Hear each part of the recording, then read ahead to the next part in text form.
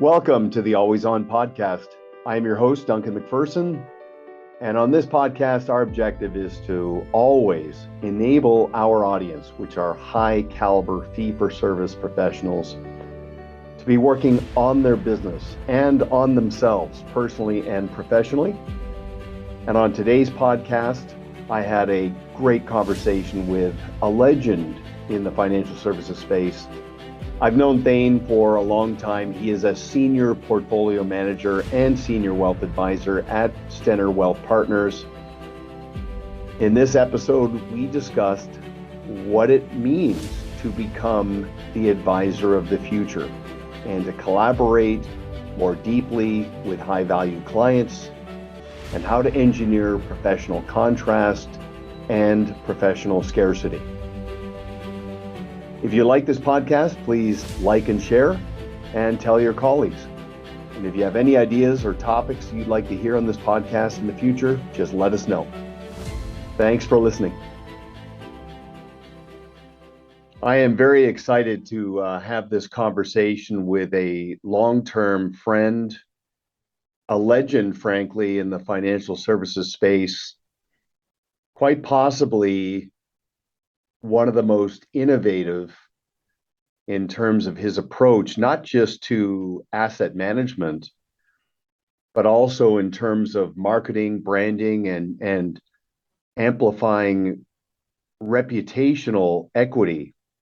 I'm referring to Thane Stenner, who refers to himself as a senior portfolio manager. But Thane, you're not that senior. Agreed. Well, hey, it's a regulatory requirement, my friend. Okay, fair enough. So you play ball with that. I get it. Yeah. But no, you've definitely got many decades in front of you. But I've known you for a long time. I have immense respect, as do many people, actually on both sides of the border. Not too many financial professionals can say that. But what I want to talk about today, Thane, in light of everything that's going on, everything we've come out of and what's in front of us, I want to talk about what it means to be the advisor of the future. And, for my professional life, I've been studying traits and patterns of the most effective in any field of endeavor. And one thing I've noticed, and you definitely fit into this category, is that those who have the highest level of ability also tend to have the highest level of humility, which means they don't take themselves too seriously. They don't think of themselves as being superior to anybody else. And the clay is soft. They keep working on themselves personally and professionally. And I'm just wondering, just to sort of kick things off, Thane, when did that occur to you? Has it always been the way you've been wired, or when did it occur to you that you have to keep working on yourself? Well, that's a great question, Duncan, and I want to thank you in advance for having me as your guest here today. I've been really looking forward to this conversation with you. Yeah, as far as I think there was a book that I read way back when, early on in my career, that my one of my mentors suggested to me.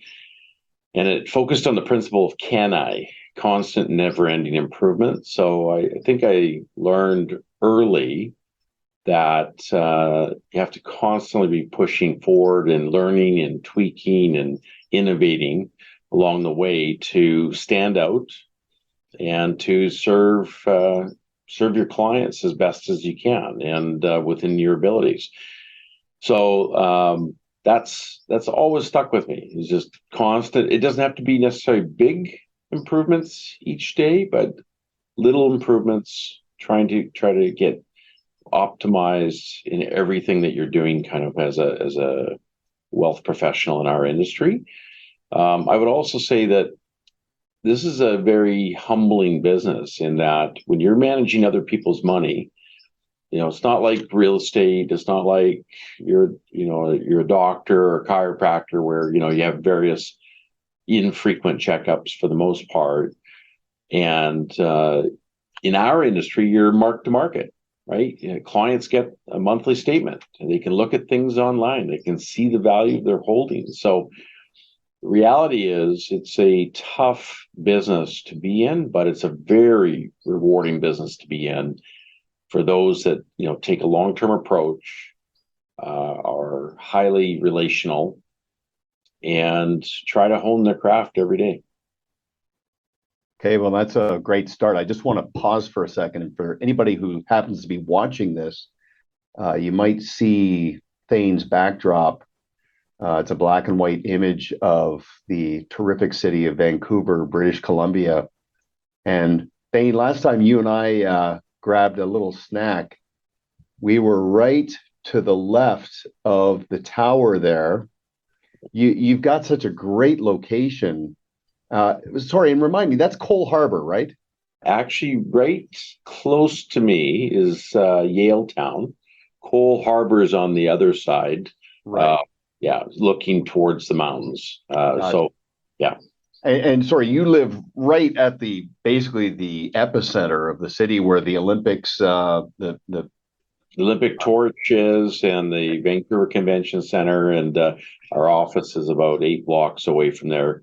Actually, really close to one of my ears. I can't quite tell with this virtual screen whether or not it's my left ear or my right ear, but it's close to one of them. Okay, terrific. Well, again, I get to visit quite often, and it ceases to amaze me how terrific that city is. And anyway, more on that a little bit later. But let's come back to what you were saying, and I do want to hit on some books and areas that provoke, discernment. And but what's interesting about what you were saying, and it occurred to me that highly effective people have immense, bordering on unwavering confidence, but not arrogance, and respect for the client, respect for the team is so incredibly key. Now, what also popped into my mind,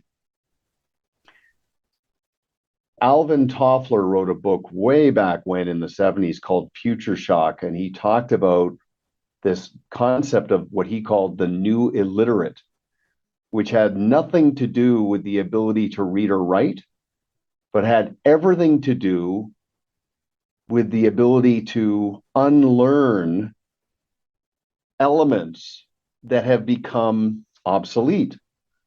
And that's a big concept of growth, because when you and I first met, financial services was about the hunter, right? Client acquisition, growth. Remember the phrase, right? Gathering assets. It always struck me as being very salesy and brokery, but it was obviously necessary in the spirit of growth. And we got to a point where that changed. And I think it started changing probably, Thane, around 2000, 2001, and then really started to change around 08, where the shift from transactional to advisory really found another gear. What are your thoughts on that? Excellent. I think, interestingly, the periods that you point to were also around two bear markets. So from the dot-com peak, speculative peak and meltdown, bear market from 2000 to 2000, early 2003, and from 2008 to 2009, 10, we went through two of the nastier bear markets in history, down 50% in one case and 57% in the other case. So I think bear markets reset our industry and reset relationships and how people want to engage with their advisors, and how advisors want to engage with their clients. I certainly have saw that in my own career. Literally in the last 20, 22 years, I built up a practice, up to about 660 clients during that early part of the 2000s. And then over the course of the 2004 to 2010 period, I shifted and purposefully transitioned over a 5-year time frame down to 9 clients from 666. So I kind of did the opposite. and then have slowly built up to about 45, 46 clients today. And basically did that because, I got to a realization at least in my career at that point in time, that I wanted to be deeply relational, not just transactional, and I wanted to be able to really relate to the people we were engaging with. So took some risks to do that. Not a lot of advisors would say, "Wow, why not just continue on that same path?" And the reality is, I just realized, seeing clients once or twice a year with a big practice like that, it just wasn't going to fulfill my relational aspirations. So today, I feel like, we know each one of our clients exceptionally well. We're in regular contact with them proactively, and we just know their families and know what their hopes and dreams are, and that's it's a funner, more fulfilling place to be in, to be honest. So, Well, that's a perfect segue because as the industry shift, and you're right, bear markets are very revealing and opportunistic around reimagining relationship management.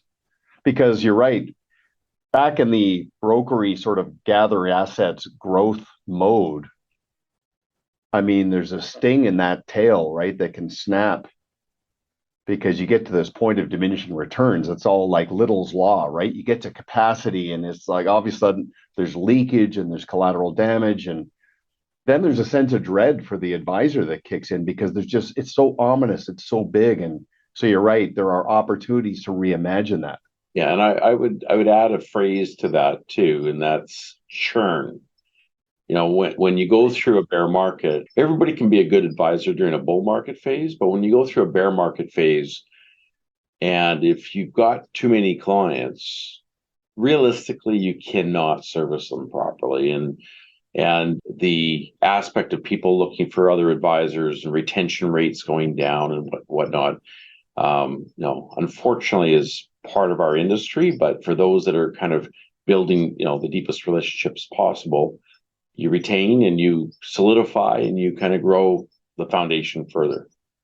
Well, okay, so let's build on that. So you talk about Kanai, and it's interesting for those listening in. Thane does a very thought-provoking podcast on BNN Bloomberg, and we talked about this concept of Kaizen, right? Kaizen, change is good. And but you were I remember you were very innovative early on in the difference between client service and client experience. You talk about proactive, like not just reacting to a need or an issue, but just creating a scheduled client experience that clients really start to crave. And we're going to come back to professional scarcity and professional contrast a little later on in the chat, but back to the sort of the evolution of the industry brought on by those volatile periods, the shift from hunter to farmer, the concept of tending to what one has. And it's interesting. A big part of the farming analogy is that 7-year cycle, which is interesting around the markets as well. But, in the old days, farmers used to go hard for 6 years and give the land a rest in the seventh year and plan accordingly, but let the land rejuvenate itself. There's an interesting tie in there to the advisor. You can't pour from an empty cup if you're going to, nice segue, by the way, in the sip of water.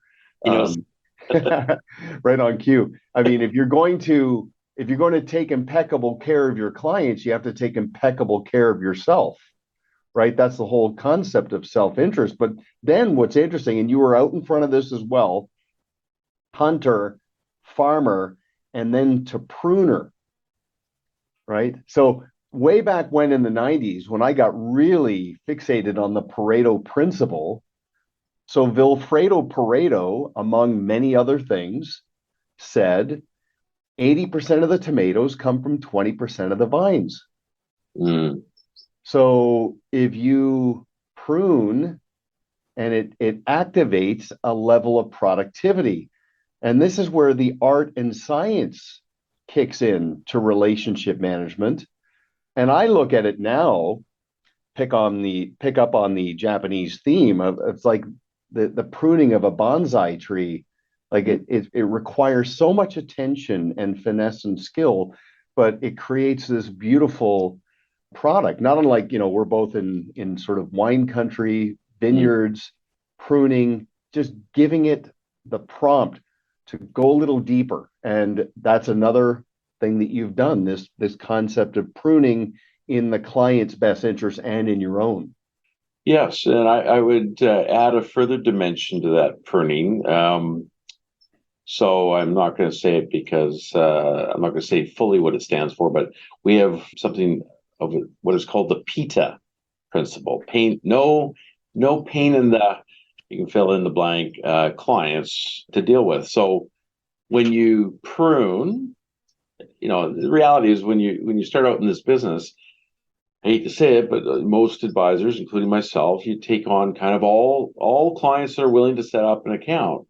But the reality is, as you go through your career and you kind of establish that, I want to be very intentional as to who we're going to invest our time in, because time is precious in life, right? So, at the end of the day, we want to be aligned values wise with our clients and vice versa. So I learned a long time ago that it doesn't matter how much somebody has in capital, but if they're a PETA, they're just going to suck the life out of you. And so one of the attributes of our ideal clients today is that there's a mutual energizing state that takes place, i.e., we love spending time with our clients. We try to engage with our clients in such a way that they feel energized by the experience that they're having each time they reach out or each time we reach out to them. But at the end of the day, there's a mutual respect, and we're kind of doing life together at the end of the day. So, things like the last 12 years, we've been doing an annual fishing trip, for example. It's an investment conference, but we go up and we have this wonderful experience, and clients and sometimes their families come out, and we kind of mix people together. It's a little bit of a Match.com, but on a fishing boat. So it's a tremendous amount of fun in deepening relationships, creating experiences that a lot of times people haven't had before, out in the wilderness, away from their phones. It's a good thing. So just trying to enhance that more, where we're really kind of trying to have an authentic relationship with them in a way that they sense that we're working side by side. This kind of a partnership approach would be the best way I would put it. And it takes time to build that level of trust in depths, but you have to be really intentional in doing it. And so I feel very proud of my team that we've a team of 15 people.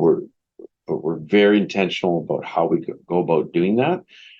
And, at the end of the day, try to be very active listeners too, because when we're doing reviews with clients, when we're having conversations with clients, one of my mentors also said to me many years ago that the quality of the conversation you have comes back to the quality of the questions asked.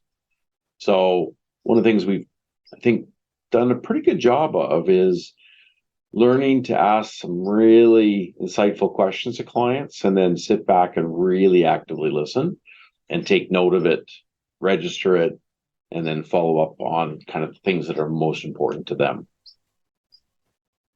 Well, first of all, 45 to 15, that's got to be the tightest ratio in the industry, client to team member ratio, that is. But you hit on a really key point about culture and the whole PETA. I know it doesn't make for a good acronym, but pain in the name your body part. Yeah. But yeah, we all get it. It's all about fit. And it is very revealing when you're in a bear market, just in terms of the wiring and the alignment of interest. But culturally, if your team knows that it's unacceptable to align with a client who's just philosophically disconnected about their worldview and what a collaborative relationship with a financial professional and his team is all about. And I mean, there are some people who use, especially people deeper into the bench as a lightning rod for their frustrations in life. And when you have rules of engagement for your team that says, no, that's just unacceptable. We won't do that. The income from a client is not going to supersede the chemistry and culture that we have as a team. There's a deeper sense of belonging for the client and for the team member. Mm-hmm. But what's interesting about your evolution, and Chris Jepson and I had a really interesting conversation about this not long ago. You might remember he co-wrote a couple of books with me. He heads up practice management for First Trust in the U.S. We talked about this another Japanese concept called kintsugi, which is the art of repairing pottery. And you've seen it. There's actually in Vancouver, there's a world-renowned kintsugi artist. Mm. So, and I actually got my wife a mug that was repaired in the kintsugi art form. So basically what they do is they repair pottery with gold. And the finished product is actually more valuable than the original, even though it was damaged. And it's very fascinating. So I use that as a metaphor because there's a risk, of course. There's a bigger risk to inaction, but there's a risk to action and evolution and unintended consequences. But when approached properly, the outcome can be so incredibly profound.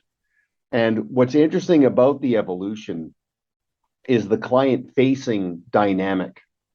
So it's all, and I know this is how you're wired. It's all positioned as a benefit to the client. So it's not like it's not an admission to the client that's saying, I've been doing it wrong all these years, and now we're going to do the etch a sketch and start over. No, no, no, no. It's positioned to the client is our clients' needs are evolving and becoming more complex. And rather than being all things to all people, we're going to be all things to some people so we can go deeper. And then as part of that depth is creating that community where you do that client event. And I've got an open standing invitation for that, right? You For the do. fishing trip. As an elite advisor coach trying to sponge off for you, Duncan, and try to get as much as I can, you bet you have a complimentary spot to that trip each year. Okay, well, Absolutely. the sponging is a two-way street, but I do want to go to that because I want to see firsthand because it's quite legendary, the stories I've heard about that. But you made a point in the beginning about just dwelling on last month's statement or focusing directionally on where the relationship is going. Am I in good hands? Do you provide me as a client with that liberation and order so I can just go out and live my life? I know you've got this. And it also dramatically impacts how a client not only feels about their belonging to your community, but how they articulate that to someone else. Because of your approach to professional scarcity, I know your clients protect you from introducing the wrong people to you. They are probably very picky, and when they describe you, they probably say things like this, like, you've got to talk to Thane and his team. The client experience is unrivaled. He probably won't accept you as a client, but you should talk to him anyway. Like your clients as advocates are already creating the predisposition. So going in, the prospective client doesn't view it as a sales encounter where they're braced for you to try to convince them to become a client. In fact, it's probably going the other way, where they're going in and they plan on sitting up straight and being as in their best behavior. And I'm going to try to convince Thane to accept me as a client. There's probably a dynamic of that in your energy. I've actually seen that, and we're very blessed to be introduced to a lot of people. We probably talk to 150 introductions to people a year, actually. And our practice, the way it's designed, is set up to take on basically 8 new relationships a year. So we're very purposeful about how we do that. So by natural ratios or numbers, the reality is you talk to 150 people, you get to know them each year.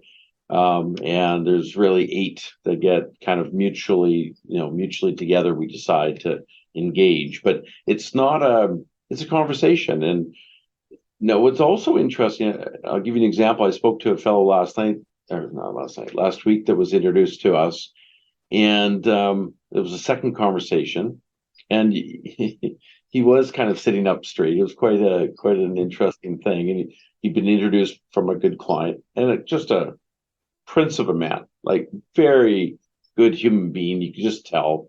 And I had a couple people on my team that are also on the call with me, and it was intriguing because he came prepared. So even so, in our line of work, in our business model, we generally have investment accounts for households of about 10 million and 25 million plus net worth type clients. So this fellow was just under that, but he came prepared. It was quite intriguing. He said, "Well, I've got 8 million, and but I've already talked to my family, extended family, so they're already willing to come on and join with us to kind of make it a household that's above your minimum." So it was a cute, interesting conversation. Very successful family, but humble. But it's interesting when I go into those conversations, which we're again very blessed to have frequently.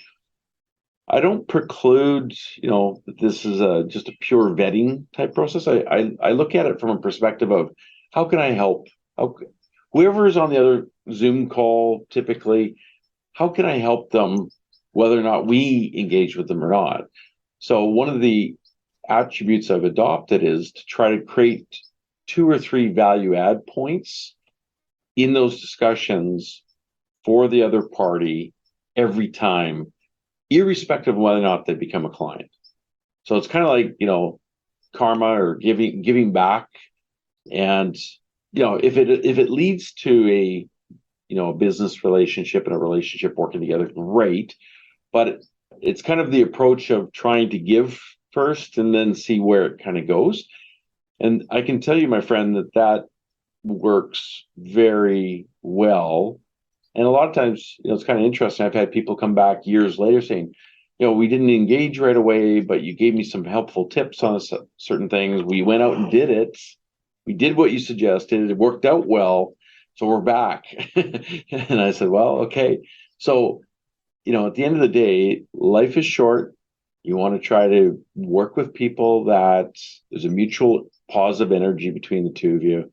There has to be a mutual respect and kind of a partnership mentality. And with that, it doesn't feel like work. From our team perspective, it's kind of like, hey, we're here to help these collection of families accomplish what their lifelong goals are. So it's quite rewarding, even in a bear market, I might add. Well, great points. And it's interesting, the alignment, and there's so many layers to what alignment of interest means, but all of your clients strive to not just attain, but maintain their wealth, but not just for the number, for what it does, not just what it is, what it does. It means you can do things because you want to, not because you have to. Like, you don't have to do what you do, you get to do it. And there's a real humility to that. But that point about cause and effect, like meeting with a friend or a family member of a client with no expectation of an outcome aside from I'm putting you in possession of information that is specifically suited for your situation. What we do with it, what you do with it, it's interesting, Thane. Back in the day when the industry was going through transactional to directional and advisory, and I said, it's not a sales encounter, it's a fit process. And I was hammering on it at this conference in Monterey. One of my clients was in the front row. He stood up while I was speaking, faced the crowd, and said, he's right, this works. And Wow. I said, well, yeah, thanks, Mike, but it works because it's right. it's the right way to do it because it's not a transaction. You're focusing on a lifelong relationship that could potentially be intergenerational, like second, third generation clients up and down the family tree. How you start the relationship, it's like curb appeal, first impressions, and then onwards. And how you start the relationship impacts how you're perceived and described for the life of that relationship as well. Which brings me to two other points. I had a conversation last week.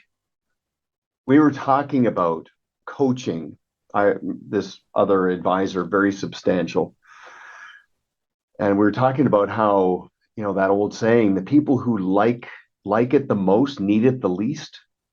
When it comes to coaching, and but the point I was trying to make or remind the advisors, I said, remember, it's not just the coach that coaches you, your clients coach you as well. So always make them the voice. The long story short, I had told this advisor years ago to reach out to your clients, to tell them that you've engaged with a consultant in the pursuit of elevating the client experience. And it occurred to us that the most important part of this exercise is to make our clients the voice we listen to. So can I just ask you three quick questions? And the questions were, number one, what's the one thing you value most about our relationship? Hear them mirror your value back on you, number one. Number two, what's the one thing we could add to the client experience that you feel we're not currently providing? And number three, how do you describe us? Those three questions are so incredibly revealing about how a client perceives and describes you, and there's layers of complexity to that. My point is, I said to the advisor, you don't just check that box and be done with it because you did it 4 years ago. You should do this every 3 years in the pursuit of Kaizen, constantly raising the bar and elevating. So I'm curious if you have, and I know I already know the answer, you read the room, you talk to your clients, and you're crystal clear about their sense of belonging, but also how they internalize and socialize your value. I just wanted your perspective on that. Well, I think it's super important. And I think, early on in my career, I was kind of like what you described earlier, gathering assets, right? More transactional. And we all evolve. And I think what I've come to in the last couple decades is more, if you focus on the relationship, you really are proactive, your clients will take care of yourself and they will take care of your team. The way they do that is by introducing you to other key people that are in their world, in their network, and in their sphere. So it goes from quantity to quality and transactional to relational. So I think those three questions, Duncan, are exceptionally good questions. We do use them thanks to your guidance in the past. And it's interesting because the answers to those questions from the clients also evolve over time. True. We've had scenarios where clients, we've helped clients sell a business and optimize value from that sale of the business. And then, 3-4 years later, we're in a situation where they have different challenges in front of them. So their answers do also change. But, I have to say, I've met a lot of advisor performance coaches, in the industry in the United States. When I was with Morgan Stanley down there, and then here in Canada, I'm Canadian. I'm originally from Vancouver. Spent 4 years down in the U.S., California, and then back more recently. And so I got to meet a number of coaches. And you're in a very unique place, Duncan, because the coaching assignments, and I know you do this yourself. You probably, I think you have roughly 20, 25 coaching engagements at a time maximum. So you limit the number of relationships that you work with so that you can go deeper and add more value to them. But my sense of you, my observation of you is that you have provided some incredible insights and really truly value add to your coaching clients over time. And in, and therefore those teams and those advisors have added tremendous value to their clients over time. So, it's no different than sports. I played semi-pro hockey, NCAA hockey, and coach is instrumental, right? It's just making sure that there's accountability, that there is learning. One of the things that I know that you also do is you help coach teams, not just the advisors, and that's incredibly helpful to kind of mentor up the next generation. But you're in a very unique spot to see kind of what works and what is working and what is not working in our industry today. And every single interaction that I find with you is you're constantly coming up with a little different twist to the orange or the lemon. Like you've got a little bit of a different idea each time, and incredibly valuable insights. So for on behalf of clients that you engage with, I'm sure they're extremely thankful, Duncan. So keep up the good work, by the way. And that was not a paid infomercial for who's listening today.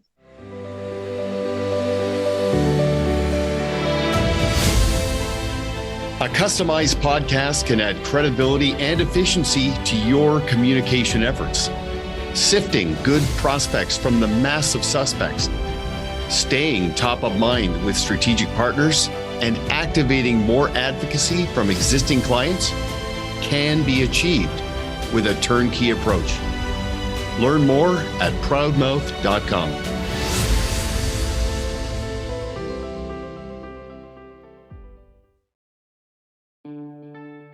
Do you aspire to consistently attract and keep great clients while driving the enterprise value of your business?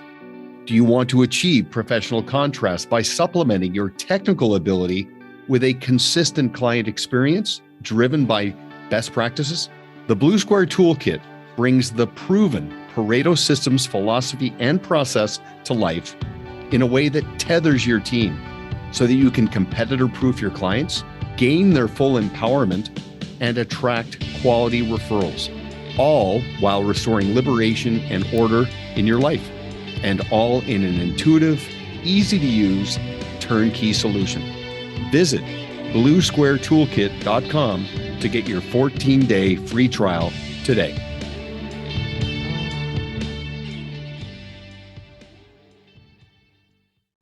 Well, okay, so high praise. I appreciate that a lot. And right back at you. And what's interesting, it is crowdsourced. And it's not just the process, it's the philosophy. And so my good fortune is I get to play at a pretty high level, and I do listen, and my clients are very, very accomplished, but also very, very generous in terms of sharing. There's an abundance mindset in their pursuit of professional scarcity, which is somewhat counterintuitive. I do want to acknowledge something. What's interesting about what we've managed to attract, you talk about how everybody evolves. You think about the adoption curve, early adopters, laggards. Some people evolve because they have to, and they're conspicuous in the delay.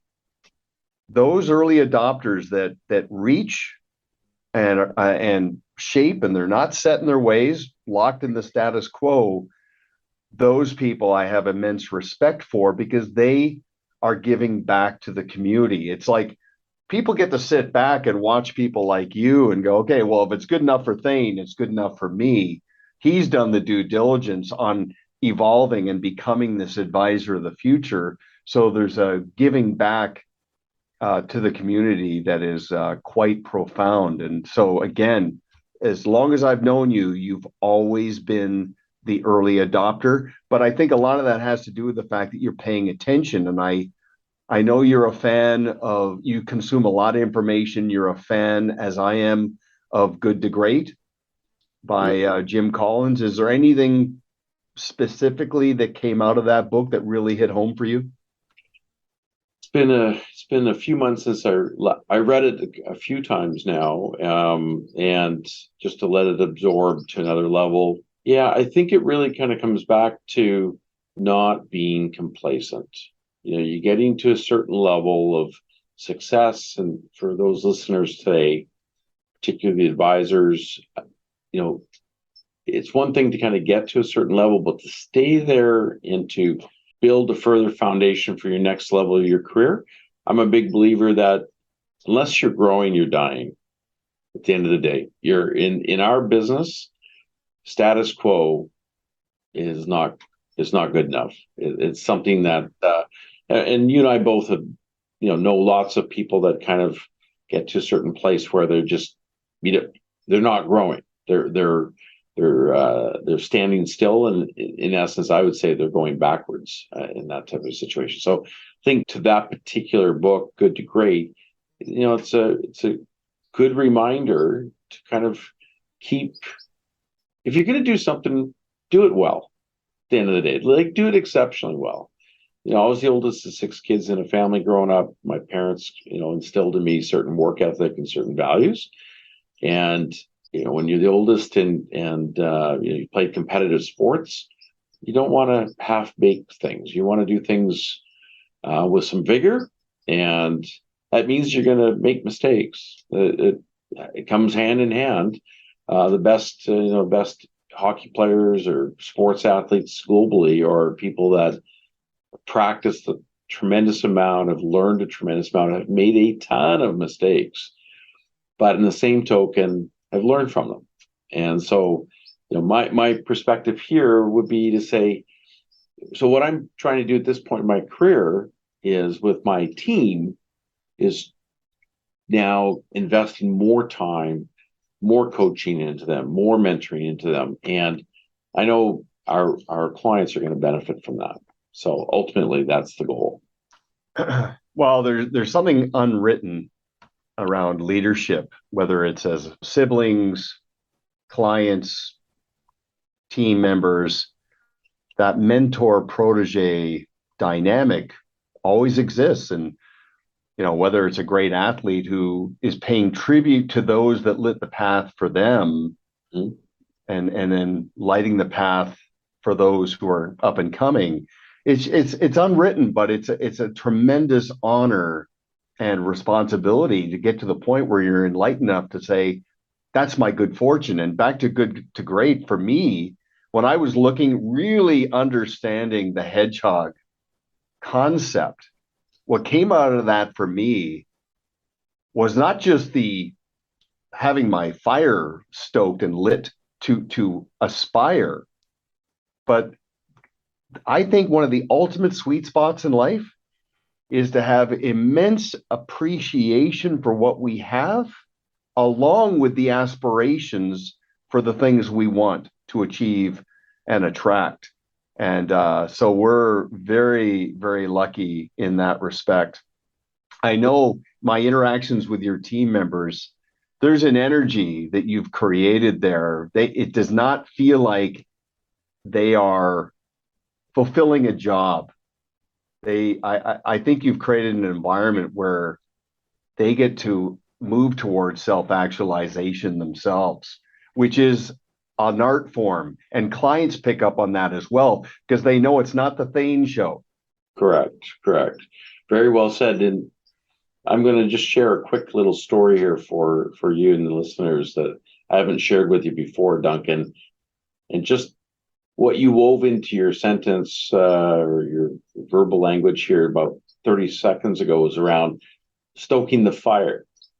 So when I first started out in the industry, a little bit over 30 years ago, a friend of mine and I was in Toronto for a training program, and he said, there's this Tony Robbins fire walk in Washington, D.C. This is hot coals and 6-hour presentation. So him and I went to that. 600 people attended. Midnight, all 600 people are walking on 3 rows of hot coals, about 35 feet in length. One of the scariest things I ever did. And I purposely figured out how to be first in line of one of the 3 lines. So why did I do that? Well, I did that because I wanted to scare myself some more.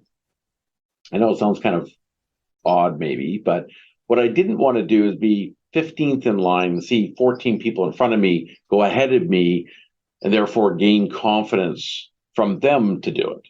I wanted to kind of push myself to say, okay, if I'm at the front of the line, it'll be the most scary part. And I got to do it. I'm not going to be borrowing courage from others to do it. I'm going to do it myself. So I ended up doing it. No burns, nothing like that. It was an amazing event. Ended up going back around the lineup and did it a second time just to make sure I got enough juice out of the orange, so to speak. But that perspective of getting yourself outside of your comfort zone, just continuing to push, continuing to innovate, continuing to try to be the best that you can. And again, in a professional context, we're here to serve clients. And if they get a sense that you make mistakes along the way, everybody makes mistakes along the way. When you're managing money, not everything's going to be a win.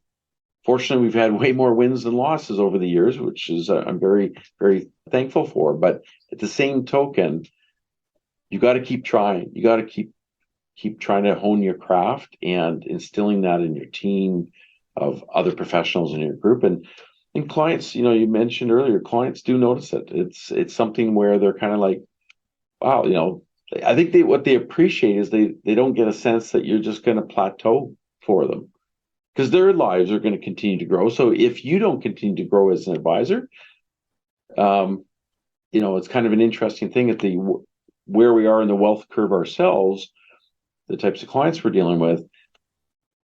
I find that a lot of people currently are kind of reassessing their current relationship with their advisors. Mm-hmm. So this phrase, outgrowing your advisor, I think is starting to come more and more to the forefront these days, given the fact, we're in a current bear market that, may last for another, year or so. So, yeah. So why does that happen? I think people assess their existing relationships just to see whether or not they're kind of keeping up to them or leading them or trying to stay at the forefront on their behalf. So I think it's a really powerful thing to tap into, and not easy. It requires a lot of work, like a lot of effort, a lot of intentionality, and it's not the easy path.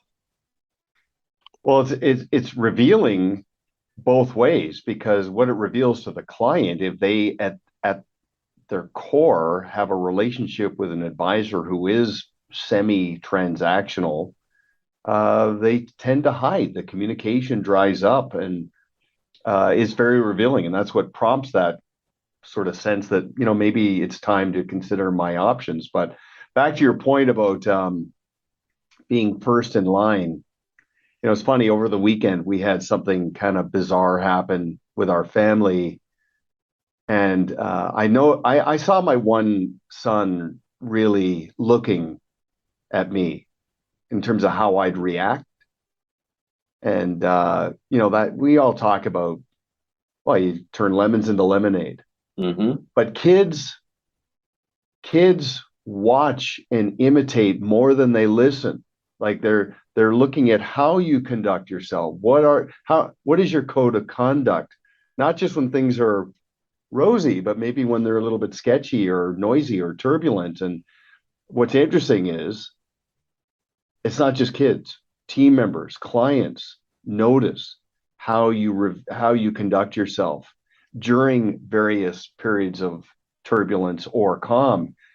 And the opportunity to really galvanize a relationship, ironically, is when it's uncertain. And I've said this 1,000 times if I've said it once, and that is that calm seas never produce a skilled sailor, right? I just love that. And in a financial services context, being a financial professional with somebody who's grown up market to very complex, sophisticated clients, it can't apply more than it does to that professional. Agreed. Agreed. And your mistakes, I mean, I know you personify this. I'm sure if you weren't already, you view your mistakes as a form of kintsugi, right? Because the outcome is better than the previous or the original, which Yeah. is a great place to be. Self-assessment. It's kind of like, okay, what could we have done better? What should we be doing better? What was the blind spot? Yeah. Uh, so again, that, like you said earlier, it kind of comes from a perspective of, authentically being humble about a scenario. Say, okay, we're in a field that is not perfect. That now it doesn't mean you don't strive to try to be perfect in how you allocate investment dollars, how you navigate the markets. Like, for example, this year, this is early October or mid October 2022, and the markets are down 20 to 35%. Mhm. It's been a tough year. In fact, it's been a tough year for the industry overall. We've been very fortunate that we're actually basically flattish to slightly positive at year-to-date performance. And I was saying to a client last week, I says, I don't think we've ever run or worked this hard to stay flat in 9, 10 months in. But touch wood, you're only as good as your recent past, both experientially and investment performance wise. So it's a humbling experience. That I remember one time, through my father. My father was an advisor for almost 50 years, and so he introduced me to a lot of different icons in the industry. One was Sir John Templeton, Mhm. Templeton, very humble man, very brilliant man, very accomplished in the field of the markets. I remember sitting down with him one time, and he said, "Yep, there was three times that his partnership with his two other partners, that they seriously contemplated winding down their three-way partnership as a money manager. All three times they decided to stick it out. All three times happened almost exactly within a month of the market lows globally. Wow. So it was fascinating when he said, and by the way, each time went on to bigger and bigger things, and soared to significantly higher heights. So what I took away from that was resiliency, discipline. You got to stick to a process. You got to challenge your process, and you've got to say to yourself, okay, are we going to just play the short game, or are we going to play the long game? But it was interesting for even a deep value investor like that, somebody who's been in the markets for over 50 years himself, for him to kind of share with me. I couldn't believe what I was hearing. He says, "Yeah," he says, "three times we almost wound up the partnership, almost gave back. We decided to go, well, let's just try to get back, at least to a certain level and give people their capital back." Well, what ended up happening is they stuck to their guns and they zoomed way past those goals. And it reminds me that even the best of the best in our industry go through periods of time that are not necessarily controllable or fully controllable. So it's having that stick to itness, the persistence, perseverance, keeping clients kind of what I would call in the arc, in the boat, as you go through this, is an art form in behavioral finance. You're kind of like a behavioral coach in that sense. Well, this last couple of years has just manufactured the necessity for the bedside manner, right? Being the life coach, the therapist, but what's interesting, and it comes right back full circle to what you're saying in the beginning, is that all roads, I mean, true north is what's in the client's best interest. And if that's how you're wired, it helps you see past short-term periods of volatility. And I'll share with this as we wind down, always making it about the client. So you know how some businesses, they'll say, thanks for your business, which is basically saying, you did me a favor for doing business with me. There's a little produce shop in my town here. You walk in there, everything's shiny, beautiful, Like the apples are displayed like Fabergé eggs. It's quite impressive. Their slogan on their door is, "You don't have to dig for the good stuff here. It's all good stuff." So that is, it's all about you. Your choice to do business here. Yeah, we appreciate that, but I'm going to make it about you. It's such a big distinction and so revealing philosophically about how business professionals are wired. And for those of you who've been following us for a long time, you know that even when it comes to advocacy, we say, don't pitch the idea of a referral as a favor you're asking of someone. Position the concept of an introduction as a service you're providing for someone. I'll be a sounding board for anybody who's important to you. If you're speaking to somebody who's concerned about where things are going and they want a sounding board, I'd be more than happy to speak with them. They don't need to become a client. If they're important to you, they're important to me. The positioning, and not just what you say, but what they hear, how they interpret it, speaks volumes and ultimately leads to great outcomes as well, more often than not. But Thane, terrific conversation with clearly a very enlightened professional in our space. I'm sure we're going to do this again. And for everybody listening in, one of the best ways to get to know Thane better is to tune in to his podcast on BNN Bloomberg, and just take that and run with it, Thane. Talk about your podcast for a second. Absolutely. So it's a monthly podcast. I started about a year ago, in fact, almost exactly a year ago. And recently I happened to interview Duncan, and that podcast is coming out here at the end of October. So listen in to that one. It's BNN Bloomberg Smart Wealth Podcast on iHeartRadio or, Spotify or wherever you kind of download podcasts. But the whole impetus behind that is I just wanted to kind of interview people that were true pioneers and extremely successful at their craft, whether it's entrepreneurs, money managers, you name it. In this particular case, an elite coaching advisor, on insights of what they've learned in their careers so far. And it's been a real blessing to be able to do this, because most of these people I know quite well, and somehow get them to open up and share in unique ways. So yes, please do listen. I think we're over 100,000 listeners now, and again, it comes out monthly, and it's a lot of fun to do. So thanks, Duncan, for allowing me to shamelessly promote that one. Well, what I love about it is it gives the advisor some incentive to just reimagine how they conduct themselves, but also gives the client community an opportunity to really give some thought to how good the fit is with their advisor and what they should be looking for and their expectations. So it gives to both addressable audiences, which I love. But Thane, also on LinkedIn, look for Thane Stenner with Stenner Wealth Partners. Love the slogan, by the way, because again, it's driven by your success, the client-centered mantra and philosophy. So we'll see you in Vancouver next time I'm there, but thanks very much for your time. You're very generous and gracious as always. Thank you for listening to Always On with Duncan MacPherson, where our objective is to enable professionals to always be working on their business and on themselves. Want to learn more about Duncan and his team? Visit ParetoSystems.com. Don't forget to click the follow button below to be notified when new episodes become available.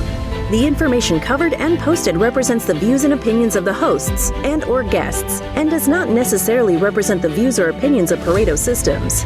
The content has been made available for informational and educational purposes only. This podcast is powered by Proudmouth, the Influence Accelerators. If you're like me and want to spend more time educating people and less time selling, Proudmouth helps turn Main Street experts like you into trusted mainstream authorities. They will help amplify your influence over a growing audience of magnetically attracted fans. Visit proudmouth.com to learn more.